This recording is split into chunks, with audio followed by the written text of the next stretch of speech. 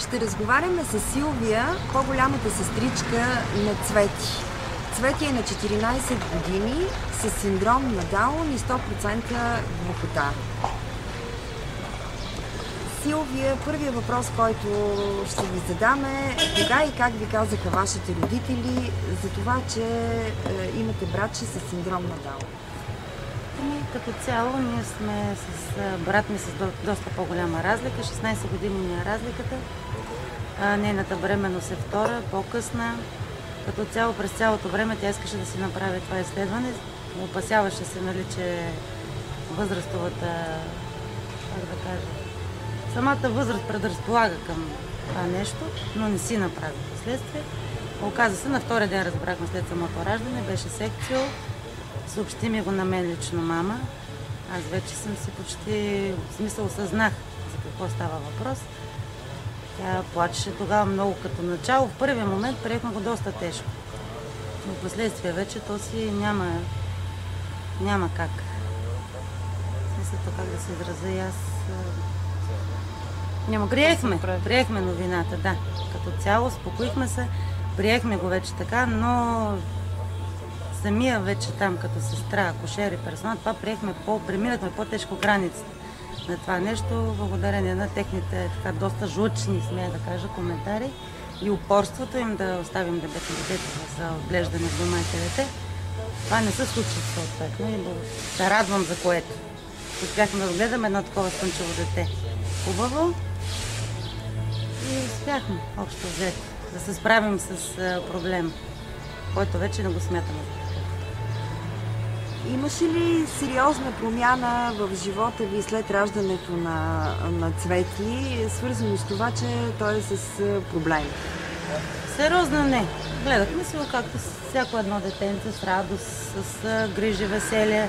Проблем беше и последствие глухотата, която се получи. Той не се роди глух.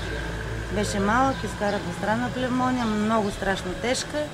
Тогава, за да успеят да го спасат, се наложи френски антибиотик, като име няма, но помня, че беше френски, да му се положи, което му се отрази на слуха съответно. Това сме да кажа, че доста ни вече сломи като цяло, понеже той е регулярен тип и от типа слънчеви деца, които не се различават, нямат почти нито видима, нито някаква психическа разлика от другите деца.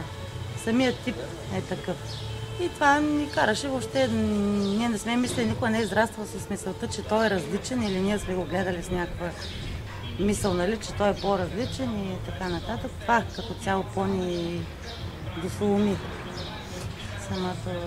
А близки и приятели извън вашето семейство, какво отношение са проявявали, контактуват ли с него? Никога не сме имали някакви отрицателни емоции спрямо близки, познати. Никаква като цяло, никаква разлика. Той си растеше и продължава да се расте обкръжен от приятели, роднини, които с нищо не показват, както и ние, че той е по-различен от смисъл като отношение, като обич или нещо стране. А как контактувате и как се занимавате с Цвети?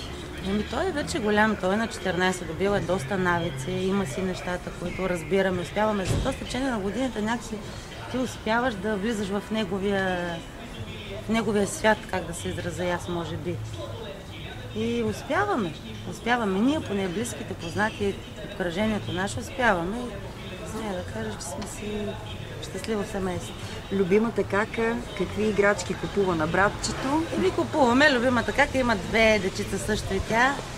И спрямо тяхните занимания успяваме да съчетаем и неговите. Говорим нещо като купчета, редене, както е по-голем пъзел, но по-голям смисъл като обем. Успяваме да редим кръгчета. Много има неща, които рисуваме, пишем, чертаем си. Фломастер, химикалка. Смея да кажа, че има доста неща, стопки се занимаваме, балони, обръч. Има доста неща, които могат да привлечат вниманието и да се занимаваш. Стига да има желание вече. Споменахте, че имате две деца. Как се отрази мисълта, че братчето е със синдром на Даун по време на вашата бременност предприехте ли специални мерки? Успяхте ли вие да си направите изследване? Да, смея да кажа, че още веднага в момента, в който разбрах, че съм бременна пред двете бременности, първото нещо, което беше това да се поинтересувам как се прави, кога се прави точно и си направих. Да, и се радвам за това, за моя успокоен, понеже вече не смятам, че възрастовата граница е от значение. Има много познати майки, които са с мен, даже имам майка, нали, която в детската градина на моето момиченце с 2 години е по-млада от мен и има такъв проблем. Проблем не, но има такова детенце. Живот и здраве, всичко мина добре. Растат си заедно, отрасли са си заедно, с нищо не показват, не се... Същите игри и същите игра, както при останали. А вашите деца, всъщност това са племениците на Цвети. Да, колко често контактуват? Да, той е Вуйчо. Колко често контактуват? Те как? Контактуват ежедневно и са много привързани. Смисъл като как е Цеци, дали Цеци да са нещо да не го ударим, да не плачка, хайде да купим на Цеци нещо, дали храна е сладолет или нещо. И имат привързаност доста силна, смея да кажа.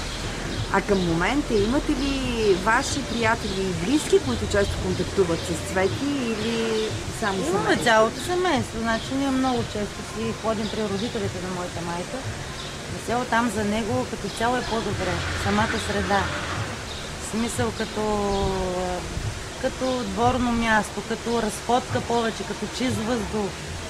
Въобще като всичко много често. Там сме си... Няма как.